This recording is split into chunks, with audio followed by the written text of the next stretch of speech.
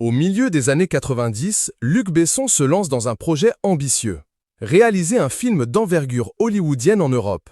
Ainsi naît Le Cinquième élément, long métrage de science-fiction tourné en grande partie dans des studios britanniques. Le casting aligne une tripotée de grandes stars, à commencer par Bruce Willis. L'acteur, alors jeune quadragénaire, a repris du poil de la bête après un coup de mou dans sa carrière.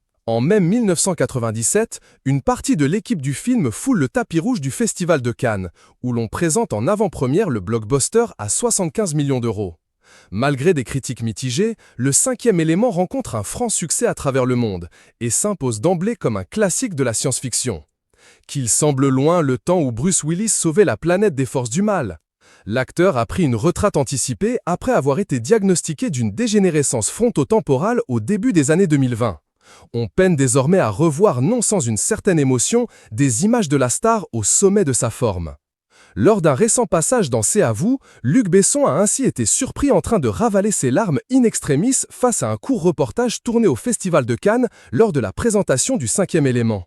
Ça m'émeut de le voir, l'entend-on confier à Anne-Elisabeth Lemoine dans l'extrait de l'émission en question. Il a dû sauver le monde 53 fois, et maintenant le monde l'emporte. C'est triste, mais c'était un gars vraiment génial. Au cours de la même interview, Luc Besson est interrogé sur sa collaboration avec Bruce Willis. Au début, on vous demandait de le prévenir 30 minutes avant le tournage d'un plan, puis 15 minutes, puis 5, puis 3, puis 2. Vous avez dit « c'est pas possible », le lance Anne-Elisabeth Lemoine. Le réalisateur révèle alors « J'ai fait le deal avec lui parce que ce n'était même pas 30 minutes, c'était 40 minutes.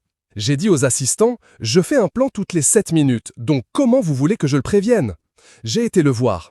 Il ne voulait pas travailler le samedi et le dimanche. Je lui ai dit, si je te donne vendredi, samedi, dimanche, d'accord, mais lundi, mardi, mercredi, jeudi, tu es à côté de moi toute la journée. Il m'a dit, deal. Il était sur un cube toute la journée. Et c'est